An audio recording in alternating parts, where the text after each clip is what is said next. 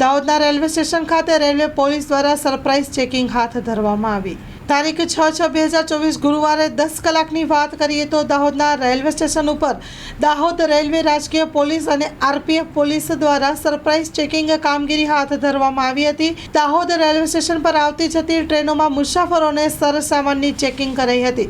Railway station પર આવતા અને જતા મુસાફરોના સામાનની ચેકિંગ સાથે દાહોદ રેલવે સ્ટેશનના તમામ વસ્તુઓની પણ ચેકિંગ કરવામાં આવી હતી। દાહોદ રેલવે સ્ટેશનના પાર્સલ અને કાર મોટરસાઇકલ પાર્કિંગ પર અચાનક રેલવે પોલીસ દ્વારા ચેકિંગ હાથ ધરવામાં આવી હતી, ત્યારે કામગીરી કરતા લોકો માટે ચર્ચાનો વિષય બન્યો છે।